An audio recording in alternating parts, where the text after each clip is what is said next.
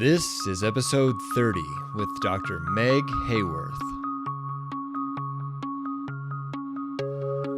Welcome to My Kid Cures Cancer.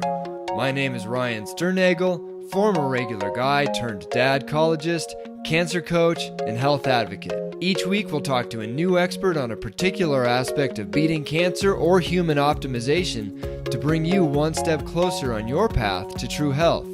Thanks for spending some time with us today. Now let's dive into this valuable, life-saving information which you're not going to hear about in a mainstream hospital.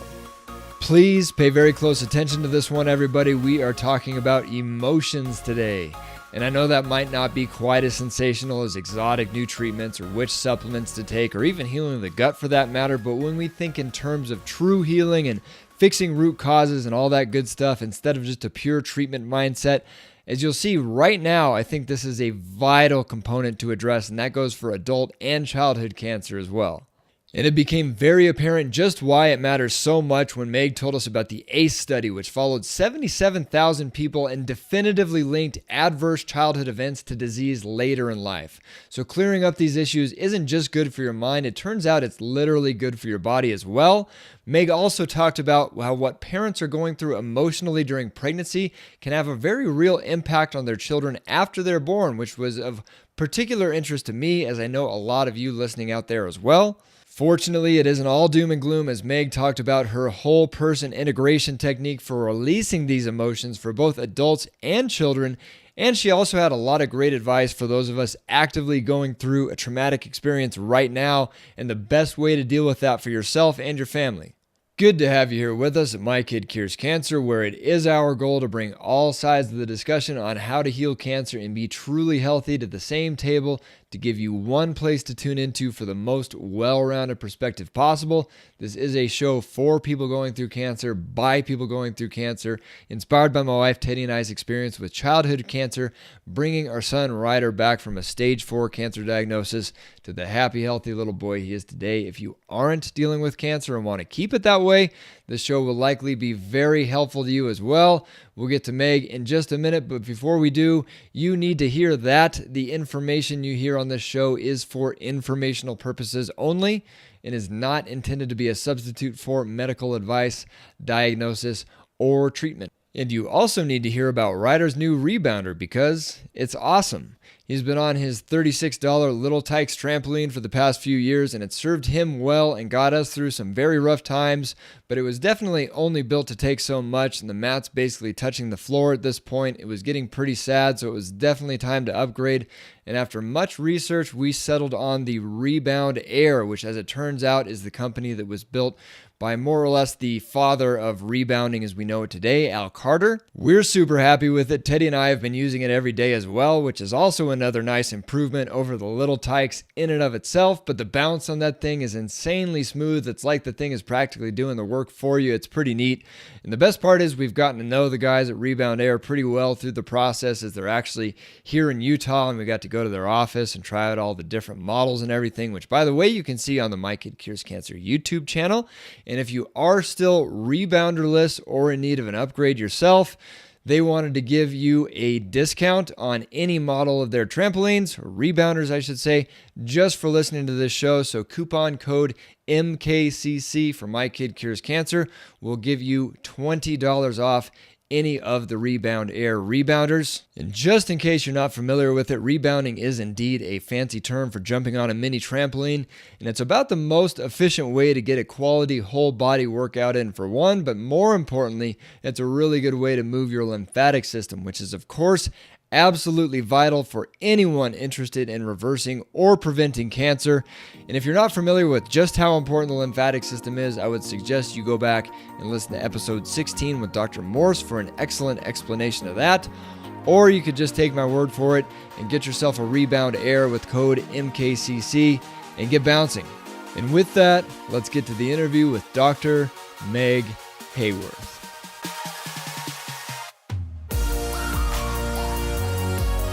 All right, everyone, welcome back to My Kid Cures Cancer. We have with us Meg Haworth. Is that how you say your last name, Meg? I don't think I've ever... Haworth. Haworth. Meg Haworth, PhD. Hey. How are you, Meg? Thanks for coming on. I'm great. I'm so happy to be here with you. Thank Yeah. you for having me. Yeah, I think this is the trifecta. We met in person at a really cool event, and then we were on your show, which was really neat. And I would certainly encourage everyone to check that out. And I've listened to a few episodes myself, and really have been enjoying it. And now you're here with us, so awesome. Yeah. So thank you. Thank you. This is exciting.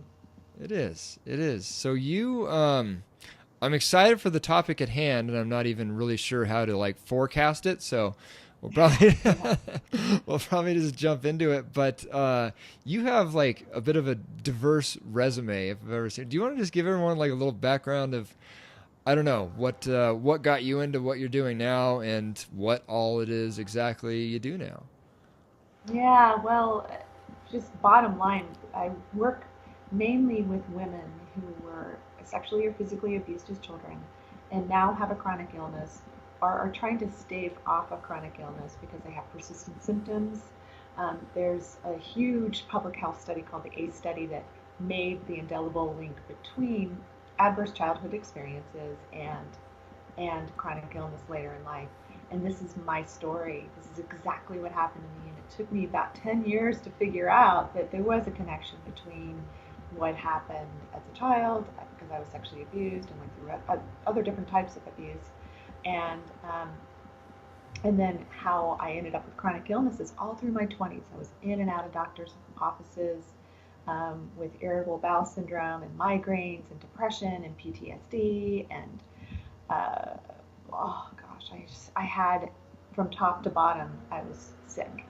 So I ended up learning first about nutrition, and then I ended up getting, a pretty extensive nutrition background, and then cooking, and then eventually ended up being a celebrity chef in Hollywood, helping celebrities with nutrition, making up diets for specific conditions, because I'd done it for myself and for my clients all along the last 20 years that I've been doing this work. And then, um, and then I ended up also doing my PhD in transpersonal psychology, because transpersonal really goes deep into holistic, the whole being. So that's mind, body, soul. It's not just about your mental and your emotional and let's change these behaviors, although that's a little bit of it. It's also about, who are you? Why are you here? What's the purpose of your life? What's the deeper meaning behind your experiences, which I know you and Teddy have definitely examined. Why is this happening? And I know every parent out there who's going through this with their child. Why is this happening to us? Why is this happening to my little 2-year-old? I mean, I can't even imagine how difficult that is for you all to go through. Um, so anyway, that's sort of a brief little background. But working as a therapist, as a life coach, as a health coach, and as a chef, I have a really well-rounded background where I can help people with the whole person, because that's really where the healing happens, is the whole being. It's not just about juicing. It's not just about, which is powerful beyond belief. You got to support your biology while you're going through the rough stuff, but it's about what's way down deep inside that might be connected to what's happening for you in your life. Yeah, so you can get a chef and someone to work on your spirit and emotions all in one package. Yeah, it's a very unusual combo. So, I was surprised to hear that it's actually you could actually get a PhD for something involving I don't know, the whole spirituality and what's your life's greater purpose and all that. That's pretty cool. yeah, yeah, I thought so when I found it. I originally started in traditional psychotherapy and psychology, and I kept feeling like, gosh, this is limited. There's so much more, because it was all certain theorists that you'd hear about over and over and over again, and it just it. And I thought that we as humans are unlimited. There's an unlimited part of us that we're not really tapping into, and that's precisely what transpersonal psychology does. Is it taps into that unlimited source and supply. Um, that connection to the greater the greater good, however you see that, whether you see that as God or spirit or the universe or the great spirit or, nature, whatever that connection is for you, is that thing that helps you awaken those spiritual qualities inside of you, which we all have and that we can all build upon. We just kind of need to know how to do it. Certainly an ongoing process, and something I'm starting to put more thought into these days myself. Now that we're through the roughest times, I guess you could say. And hopefully through the roughest times. That is, never say never. But Yeah. but yeah, do you I don't know, do you want to just I suppose dive a little further into the concept of, how illness, or excuse me, how adverse events at childhood can manifest as illness later in life? And then, you had also sent me an interesting email just maybe pertaining to parents of childhood of children with cancer, or any chronic illness for that matter, and how what is it, events of the parent's lifetime could have even played a part in bringing about what our kids are going through. It's interesting stuff. Yeah, it's a big subject, and it's what they found in the ACE study. It was 77,000 people, which is a huge, it's the largest public health study ever done, is that connection between chronic illness and adverse childhood experiences, and how those experiences, they don't just affect you, they affect generations to come. So you may have been abused as a child and decided, I am not going to abuse my child. There's no way I'm going to do this. There's no way I'm going to bring that forward into the next generation. So you may, you're not physically abusing your child, but if that part of you remains unhealed, you might push it down in on yourself and basically implode, creating illness, which is precisely what I did with myself. And then the unhealed part of you also projects out in other ways that may be harmful to the people around you. And I don't mean to say that you should be blaming and shaming yourself if you explode at your child, or you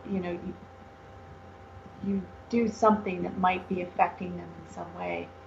I like to take that idea of blame and shame off of off of the table and really think about it as, what's my responsibility here? How can I be responsible to myself in order to release this emotional uh, pain and difficulty, the shame, the blame that's inside of myself?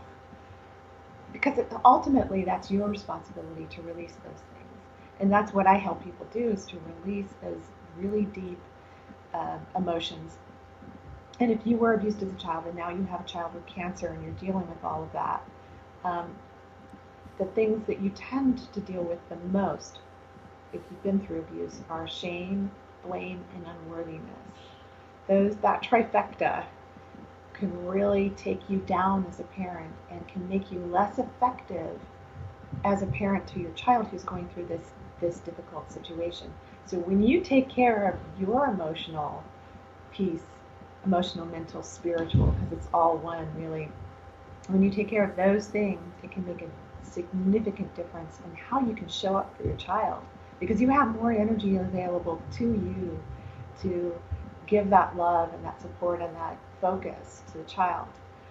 And I think what happens, this has to happen, like you talked about this, is that when your child gets that sick, it's all about them. It's all about what can you do to make them better.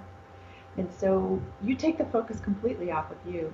You might start eating horribly. You might, you're in your room at night probably crying yourself to sleep.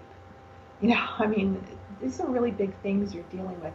And if you have an abuse history on top of that you're dealing with, you've got a big soup that when you work on those pieces of the self and take care of yourself, because it's really, really important if you're a parent who's got a child that's suffering, take care of yourself. It's about putting your oxygen mask on first. It's critical. It's crucial. So that's what I like to address and help people with. Yeah, no, it's funny. The more, I guess it's not funny, but the more I think about the energetic side of things, and how that, your energy can even be contagious, and so to speak. Um, back when we first got the diagnosis, maybe like the first month or so, at least when we were home, not so much in the hospital because everyone was around and I was trying to be strong and everything. But, I would put Ryder to bed and I would just, bawl my, he would go to sleep and I would just, before I went back out to Teddy or whoever else was around, I would just, cry. I'm just bawl my eyes out. Well, right next to him in the crib there. And now I look back on it and I'm like, oh man, I should have found somewhere else to do that. But not that I really blame myself or anything for that. But yeah, it's just one of those things. And yeah, just on taking care of yourself and all that. I'm really looking forward to. I'll be interviewing our mutual friend JJ Virgin here in a little bit. Hey. Yeah, and just her story and how she just kind of hit the ground running because she already knew what to do, I guess, and talking about whatever, yeah, doing burst sprints up the hospital stairs and all that stuff with what she was doing with her kid. And yeah, that's certainly like the message I try to put out there to parents that we work with in our coaching program now is don't let yourself go to that dark place because it's not good for anybody. Yeah, you know what I think is it's actually critical to let yourself grieve because it is a grieving process where you're grieving the idea of having a perfectly healthy child. You're grieving the wishes and the dreams that you have for your family life because now you're in a position where it's a matter of life and death. So I think it is important to grieve and allow those emotions to come out. And the children, even infants, are extremely sensitive to energy, and emotions are energy. So it's really how are we going to process that grief? Are we going to sit in it? What are we going to do with it? And that's where I talk about you have the most important power you've got available to you is the power of choice. And so you can make choices that will help you release that grief in a healthy and productive manner. Um, and I think that crying when your child is going through this is really important. Um, Maybe not in the same room, because they can feel that energy. But it's hard to say. Sorry about that. It's just hard to say that it's a trauma for everybody in the family. It's a big trauma for everyone. So what I did is I created a technique. It's called the whole person integration technique, and it's from 20 years of experience of working with clients on the deeper levels. And what it does is you can do it on yourself. So that's why I'm bringing it up is that you can basically make friends with your emotions. And I know that sounds a little weird, and people are like, oh, I don't know. But these emotions, like you're dealing with helplessness, that's a huge thing that you've got to be feeling when you're watching your child go through this, right? Yeah, I yeah, feel definitely. powerless. But you're doing everything you can to bring the power in. People are listening to you and your story and everything that you did. You're bringing in a juicer into the hospital room. Like you're doing all these things to bring power and help and assistance into helping your child. So that's really beautiful. But one thing I think that gets neglected is the emotional power, because as you build that emotional power by releasing these emotions that get stuck in the body, because you're feeling that helplessness somewhere, and when you start connecting the body and the mind, and you start thinking, gosh, where in my body am I feeling this helplessness? Wow, I'm really feeling it in my heart. Well, your heart's a really important center because it's the balancing between your upper spiritual life and the earthly life that you're living. So when the balancing part of you is stuck or needs help and attention, it's in hopelessness or helplessness, that can really affect everyone else around you. and especially your child. So this technique helps you to learn, like, why is that helplessness there? What is it doing? How is it affecting your life? What is it believing? What are the limiting beliefs that it's having? And how can we give it the love it needs? Because I found that with emotions, they're just like all of us. All they want is to be loved, seen, heard, and understood. And once they get those things, and you're able to go like, oh, okay, I get why you're here, and I don't really need you to protect me in that manner. It's really not helping anything. Then you can release it from your body, give it to the light, love it. It's really a process of self-forgiveness, and that, that's the thing I want to communicate to people is that you can do these processes on yourself to help you get through this. It's sort of a meditative prayer self process. And I would, I guess I'd love to, dig into any takeaways that people could, start working towards to do this for themselves. Before I forget, though, just I wanted to back up. I'm always curious about, I got to bring things back to the how of it, I guess. In that study, the ACE Yeah. study that you mentioned, did they? I mean, it sounds like they drew a really big correlation or even a causation to to the adverse events and the illness. Did they get into like the actual mechanism of what like biologically would happen in the body to bring that about? Yes, absolutely. What happens is when you are in an abusive home growing up, there are two hormones that get secreted regularly because you're in fight, flight, or freeze mode pretty much all the time because you're worried about what's going to happen next. And a lot of these children, they end up becoming people pleasers. Hello, because you're always trying to keep the peace, you're trying to keep everything smooth, but you're not really responsible for what your parents are doing. So, but you think you are as a child. So you're releasing cortisol, you're releasing adrenaline on a regular, usually daily basis if you're dealing with this a lot. Um, and so what happens is those two hormones keep releasing and releasing until they become toxic to the body. And what they do is they suppress the immune system, and then you have a much harder time fighting off illnesses, whether it be an infection or the flu that's coming around that everyone else is getting. Well, not everyone gets it, and there's reasons for that. And one of them is a really strong immune system, which I know you talk about, have to be talking about all the time in the work that you're doing. Um, so that's one of the things that's really important is to support the immune system, especially if you have a history of abuse. Because it weakens it. And then when you have these thoughts and these feelings that you're constantly revisiting, that continues to weaken the immune system. And I mean, adverse thoughts and feelings, um, like hopelessness and you know, so bringing in things like faith and surrender and trust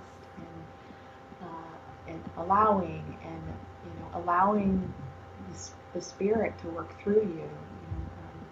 So accessing those emotions is one of the things that helps to turn it around. So a simple thing that listeners can do is you can just start making a list of your spiritual qualities and just put them as I am loving, I am kind, I am caring. List out your talents. I am supportive. Like if you're really good at supporting people around you, if you're really good at being diplomatic, I am diplomatic. Um, uh, I am helpful. It's like if your reflex thing is to ask, how can I help you? And that's a really big important thing. That's a gift that you've got. If there's a skill that you've got, I'm really great at coordinating things. So you can coordinate people to help with the child. So the child is never alone, especially when they're in the hospital, and that parents can get a break. I mean, there's all these different things that you can do, but focusing on those attributes are super important because it's very easy to focus on what's wrong here because there's a lot wrong when you're dealing with a child with cancer. So shifting that energy, that's a way to shift the emotional energy without having to, spend time doing the process, which you may feel like you don't have time to do.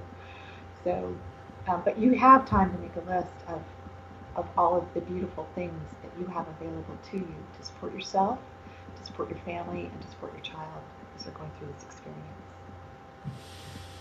And is the list thing, did we just jump into the part one of the process, or of the technique, or was that just something else that you were mentioning?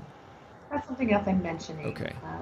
Yeah, it's really like the end of the technique, because at the end of it, we take that when you release the hopelessness, for instance, and say it's in your heart, then I ask you to fill that space up with the spiritual quality of your choice. So the opposite of hopelessness for that person may feel more like um, hopeful, faith, love, faithfulness, and just, you know, building that energy is so important because, again, emotions are energy. So if we're looking at shifting energy, we want to shift the emotion. So it's like doing energy work on yourself at the emotional level, which is really powerful. And I guess back to the biological what's happening. You mentioned the cortisol and the hormones getting released, and that's how it's actually physically manifesting. Do you reckon that that's kind of the same thing that we're talking about when when we might be talking about a child being born with cancer, or any chronic illness for that matter? Is it are those hormones possibly affecting them during the pregnancy and gestation and all that, or do you have any other ideas on, I don't know, how you can even get more woo woo than that if you want. Yeah. So, Yeah. I can't say about adrenaline and cortisol and how they affect the child because I don't know the answer to that question. But I'm sure that one of the many doctors you talk to can help you with that. But because I work more on the mental, emotional, spiritual levels, I do know that what happens in the womb, what you're going through as parents, um, like if there's a family difficulty, if you're having difficulties at work, an emotional upheaval, a betrayal experience, something difficult that you go through during the pregnancy definitely will affect your child. Um, because I've even done, and a lot of therapists are doing this, what we call womb work, where you're dealing with how the thoughts and the feelings and beliefs that the parents are going through while the child is gestating, that those can actually affect the child and that the child takes them on. I know that when I did this later in life, I was shocked to learn about the things that I was carrying that were really my parents' beliefs, thoughts, and feelings, which makes sense. That you carry on those because you're in their energy all the time. You're in the way that they think and feel and move and do. So it may sound a little woo woo, but there is a major connection because I've seen people when I work with them through the womb experience and allowing them when they make those connections and then release them with that aha of, oh, that's where that came from. It never really felt genuine to me. That was really from mom and dad and what they were going through. Once they release that, they have so much more energy available to themselves to fuel their lives in the way that they really desire to. So it can make a huge difference. very cool, very cool. Huh, I had not heard of womb work before, but it sure makes a lot of sense. Yeah, yeah, no, that's certainly something we look at is everything that was going on in our lives when Teddy was pregnant and Ryder was in there, and yeah, no, it's something to think about, most certainly. Not to mention all of the chemical exposures and Well, yeah, yeah, all of those things you have to deal with. So your body's weak from all of the emotional stuff, and then you've got these chemicals coming at you, and it's just a toxic mess. then there's that. Yeah. There's that. um, so I jumping back forward to I suppose the technique. I don't know. Do you just want to walk? I mean, I'm sure it's something you take people through that's pretty involved, but just kind of the basics of what someone can do to start working on themselves and releasing some of these emotions and that sort of thing. I don't know. Yeah, Any well, insights you have there? yeah, the simplest way is to actually, there are two things that they can do. One is go to my website because I have the technique in an ebook that I wrote. It's right up front. There's actually the ACE quiz that's from the ACE study that assesses your risk based on a 10-point scale.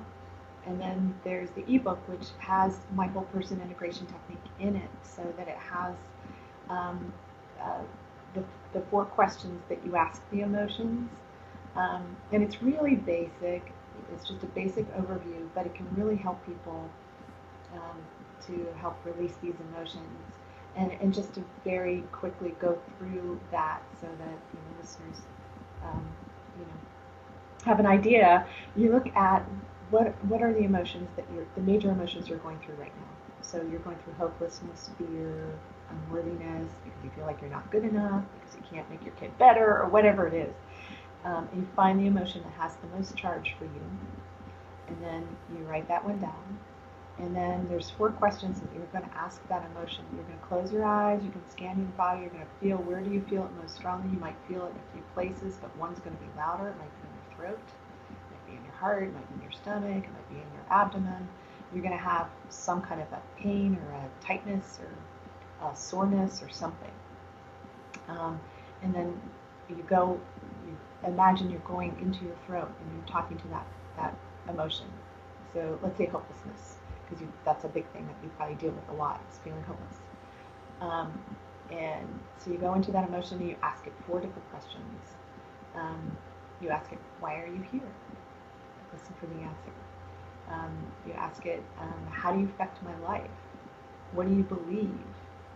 And then you can ask it a lot more questions than that, because it's interesting, because when you ask these emotions these questions, they start telling you things that help you understand how you've been storing this emotion in your body and how these beliefs and thoughts and feelings have been affecting that part of your body. Because maybe you're storing it in your stomach and you have stomach problems. And then once you say, okay, you know what, I get why you're here. I don't really need you.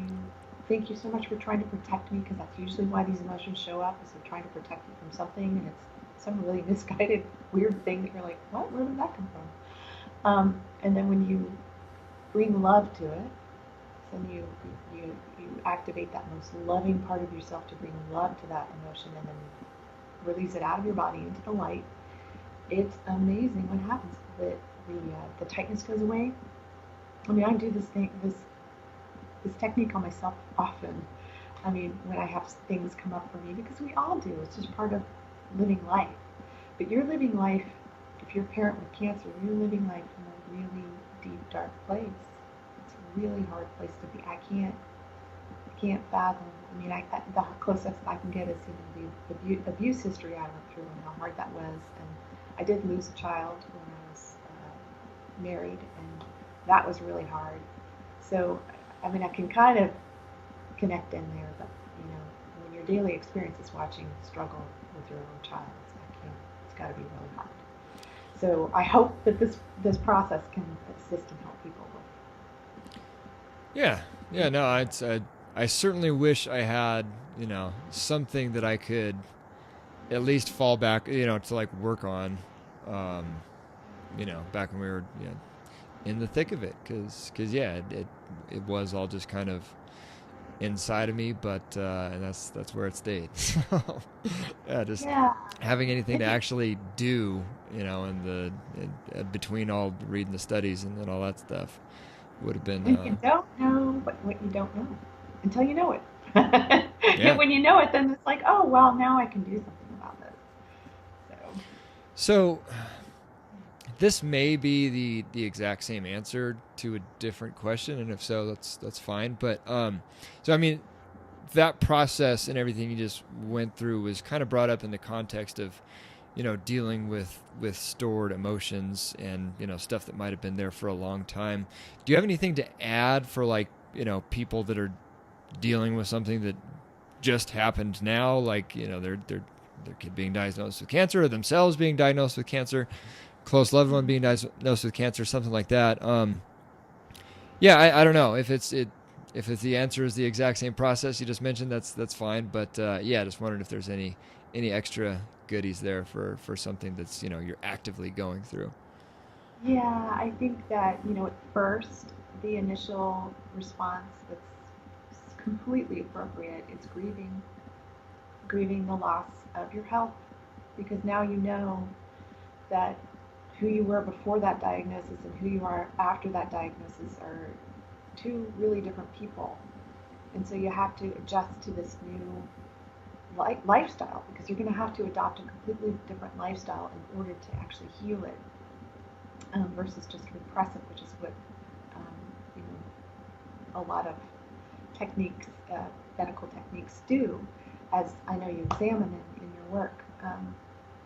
So allowing yourself to go through that grieving process, and then uh, you can sit in the grief, which I don't recommend at all, because that just makes everything worse. Or you can find that power within you to make a decision, and that's the first, because it's the first three steps really. The first step of getting well is making a decision. So when you get to that point where you make a decision with every cell, atom, and molecule of your being, I'm going to do everything I possibly can to heal this thing, to heal this cancer in myself, to help my child heal it.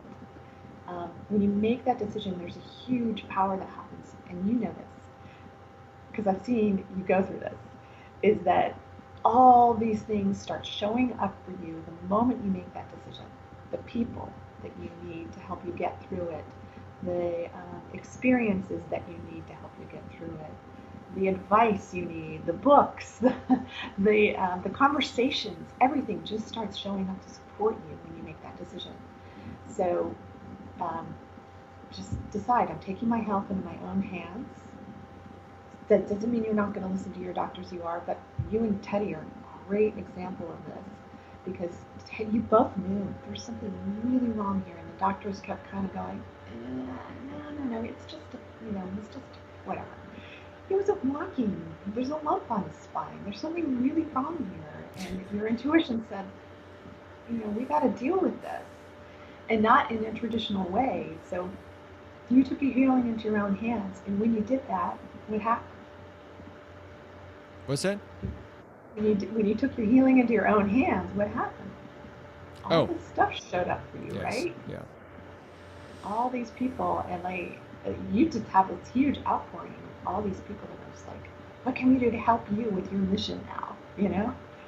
So, and it's a really beautiful thing how that works when you make that first decision of, I'm going to take my healing into my own hands. I'm going to help my child to the best of my ability, using all the things out there I can possibly find that feel that I can engage with.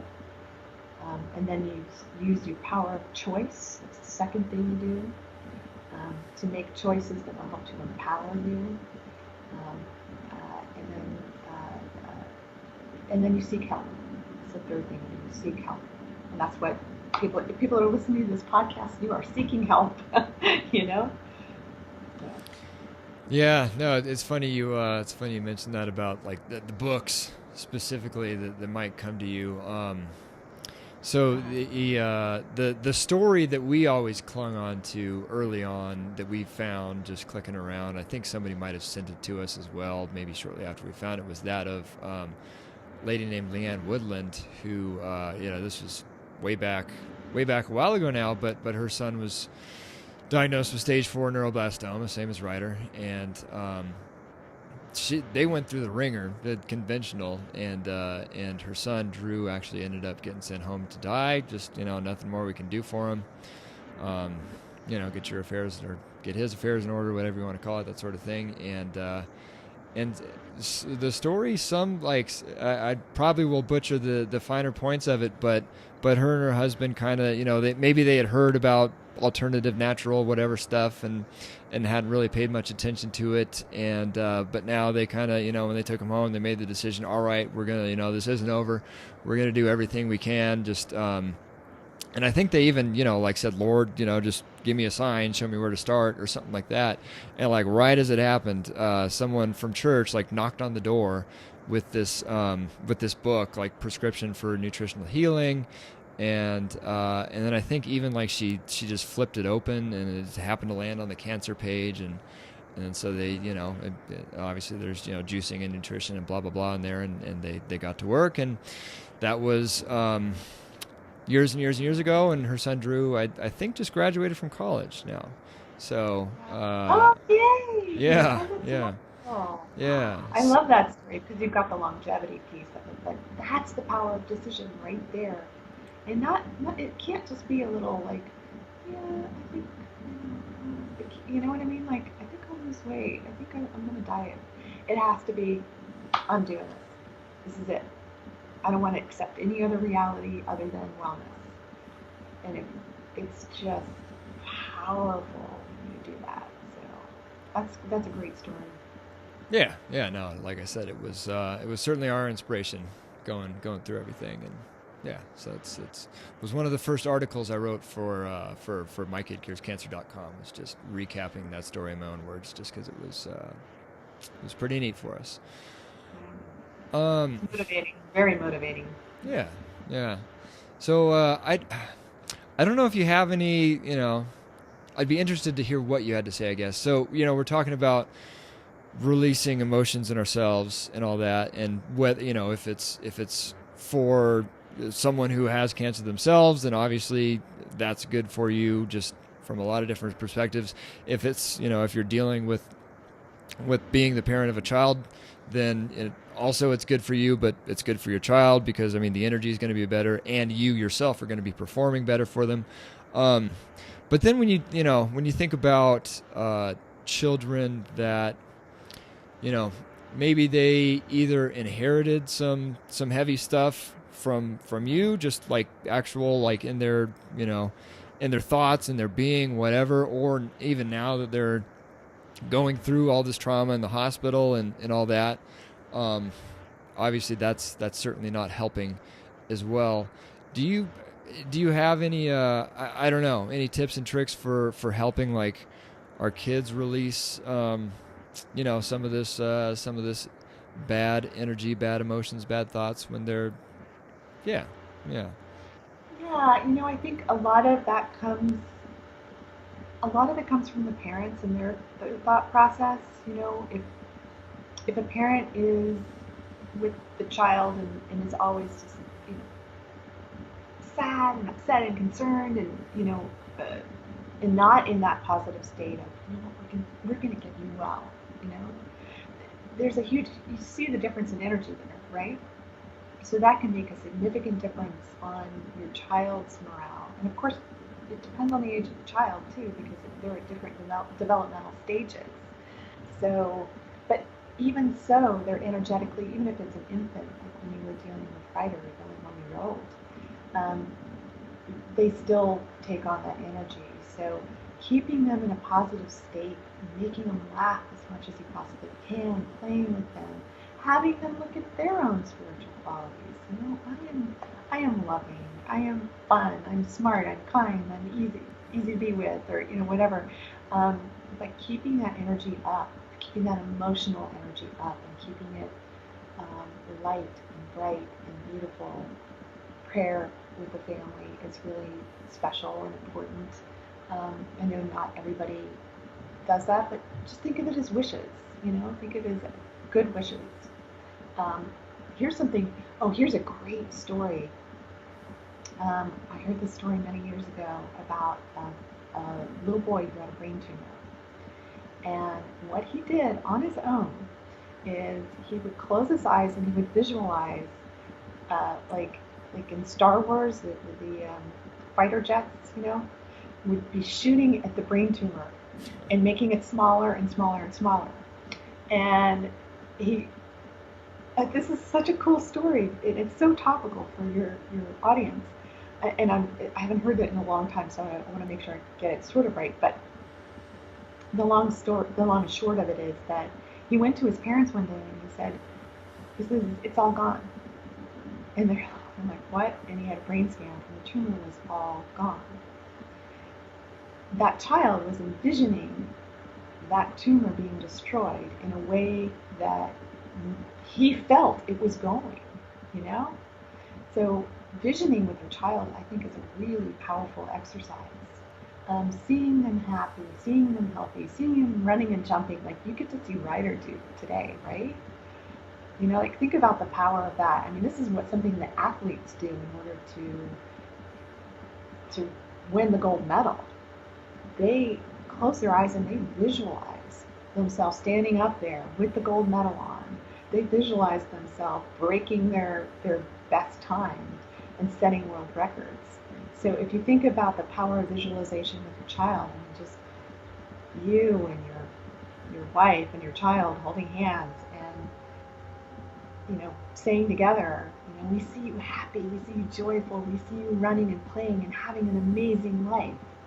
Like, think about the energy of that and how powerful that is. I'm getting goosebumps just thinking about, like how that can really transform the family system towards light, towards love and wellness. That all sounded pretty nice. Sounded pretty Right? nice indeed. Yeah, can you imagine you just doing that, just together, just holding hands, the whole family, and just saying, everybody in it is just happy and healthy and beautiful and joyful. Yeah, and that's the sort of thing. I mean, I would literally, we've actually started doing this sort of thing now, but, we always encourage anyone going through cancer, just anyone going through cancer, whether it's childhood or not. But I mean, especially for caregivers, is like to have an actual schedule.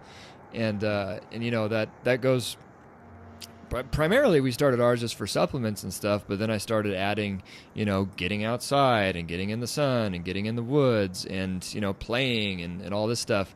And because it's hard to really get all of it. If you learn about all these different things, but then it's how do you actually incorporate it, day in, day out in a way that's actually going to have meaning and stuff like that. And so, the visualization piece that you just said there, if I was, I would literally encourage people to just put that actually assign a time of day to that or something like that, and just do it.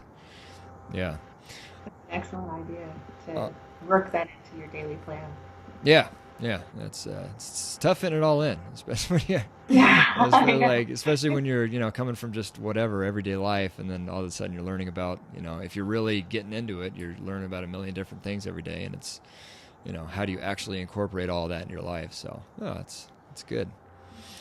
Do you have anything to say about blame, either, or maybe both, just for someone actually going through cancer themselves, and, maybe they feel to blame for letting everyone else around them down with, now they're, so they see themselves as a burden and that sort of thing.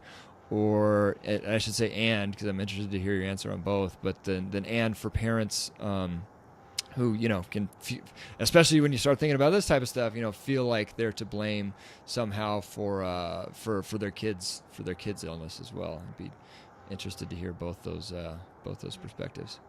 Yeah, that's a really powerful conversation because blame is something that I think we naturally go to as human beings.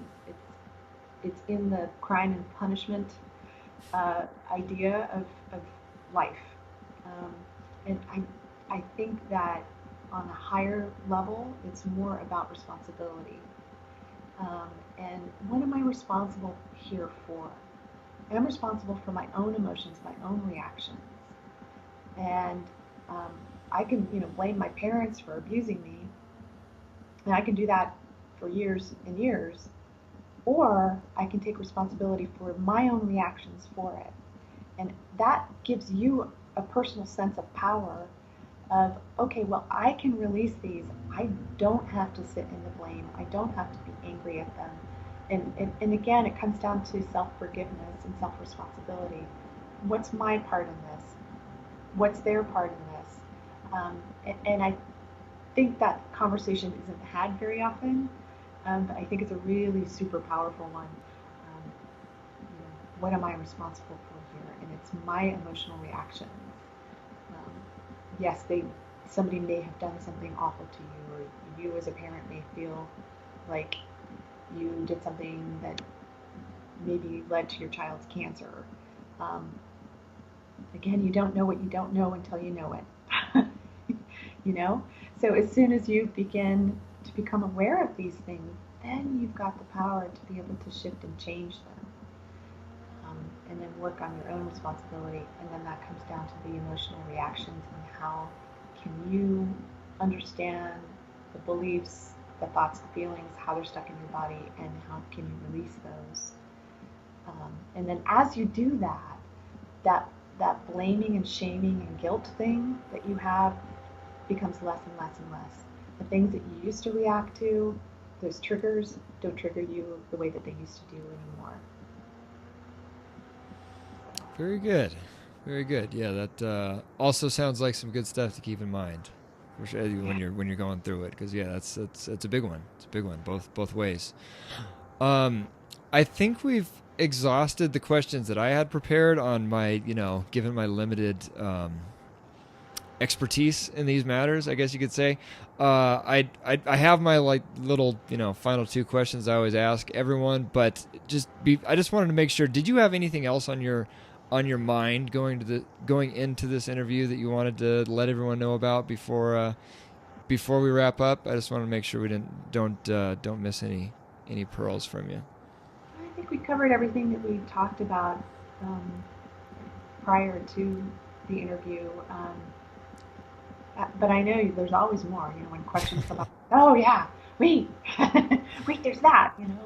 You can't just. It's hard to distill 20 years of experience into an hour, but we do the best we can. Yeah, So yeah, and it's all yeah, especially when I'm going through these interviews afterwards. It's like, oh man, what did now I want to ask this and that, but I mean, next time, next time. Uh, Meg, if you had to boil everything you knew down into 3 golden rules, and those golden rules would be designed to keep you healthy and disease free, or become healthy and disease free, if that's what you needed to do, what would those rules be? oh boy, that's a big question. Well, number one would be take your healing into your own hands. You can heal yourself. Like those two things together. And in the case of being a parent to a child, you can help them heal as well. Um, so you can heal yourself. Um, Two,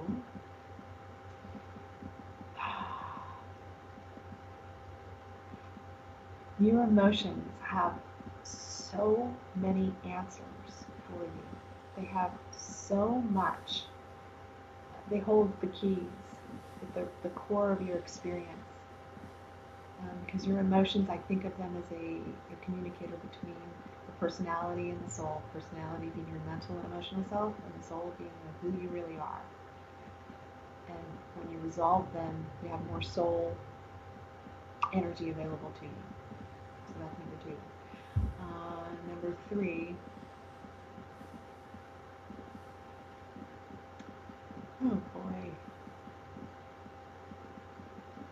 This is an affirmation that I say to myself every single day, and especially, there are three affirmations actually, that are really powerful, that I've been saying to myself for 20 years, and especially when I'm in a difficult moment.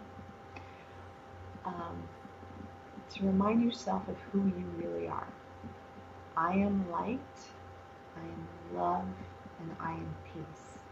At your core, that's who you really are. And the more you dive into that experience of who you really are, the more effective you are in every area of your life. The more love you can spread to use to help your children and everyone else around you. I will try to use that last one tomorrow morning. It'll be a good one. Yeah, thanks for that. I'm always looking for I was looking for little tidbits to throw into my own personal, what I do.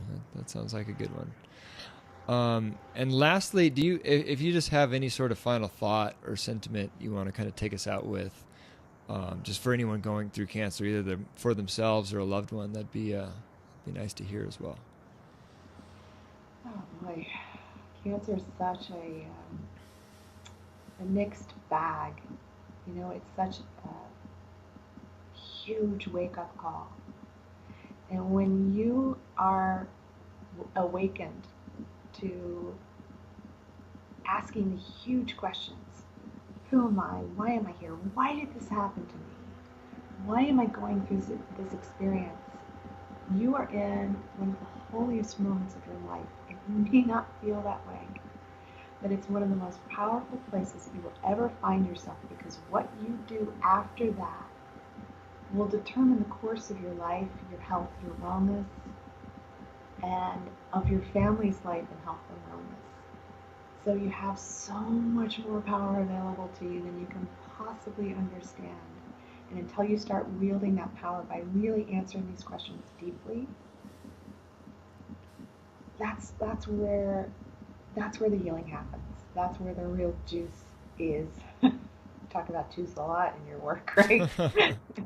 So you got your green juice to support your biology, and you got your spiritual juice to support your mind, body, and soul to move forward in your life. So to find the gratitude in what you're going through. It's hard to do when you're in the middle of the experience, but it's the most important, powerful thing you can do. The spiritual juice. Love it. Love it. All right, Meg, do you want to let everyone know who would like to, follow all things Meg Haworth? Where would you point them? And also let them know about anything, you're up to, especially that, that documentary you let me know about. Anything else that, you'd like to direct their attention to, that'd be great. Yeah. Okay. So you can find me at meghaworth.com. It's MEGHAWORTH.com. And that's where you'll find right up front, as soon as you log onto my website, you get 3 free gifts.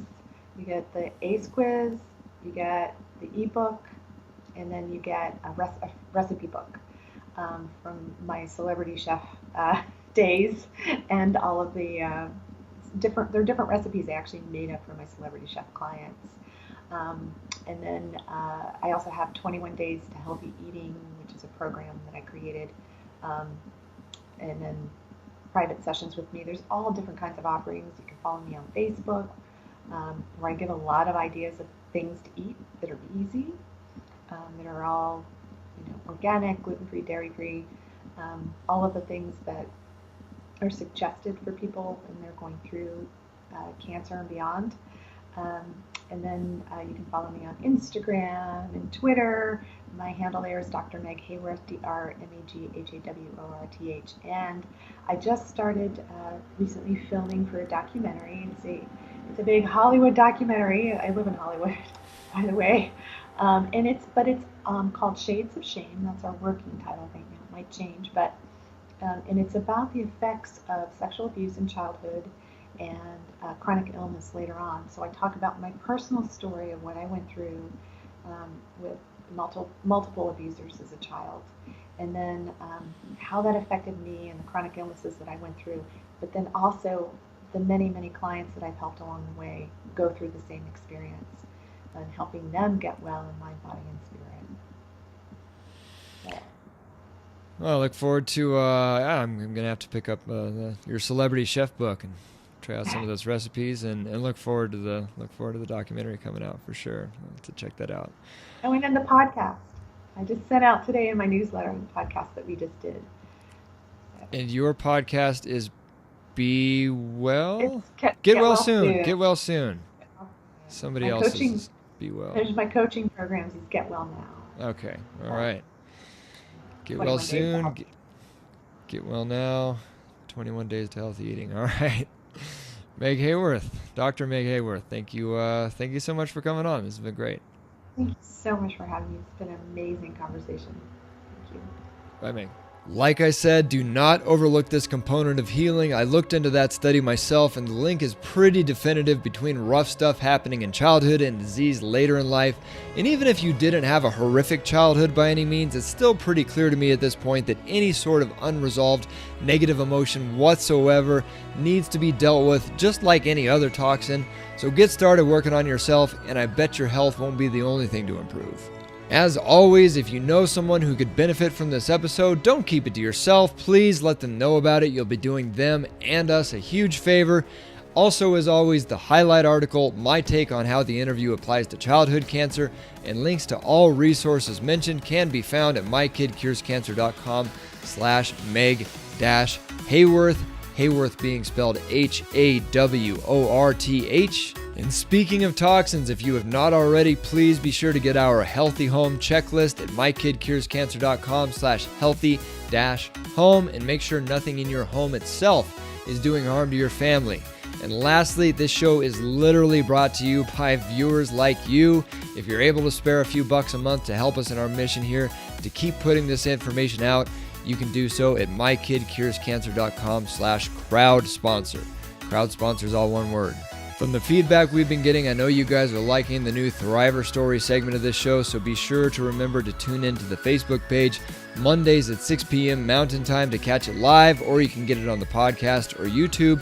And for our regular expert interview, Lord willing, we will see you here back next week with Casey Krejci, where we'll be talking about superfoods and the dramatic impact they can have on cancer outcomes. Music was provided by the Fat Rat and the Tasty Network, and all editing was done by the lovely Teddy Sternagel. If you are going through cancer, please just keep going. That's all for me. This is Ryan Sternagel signing out for now. As always, God bless and Godspeed.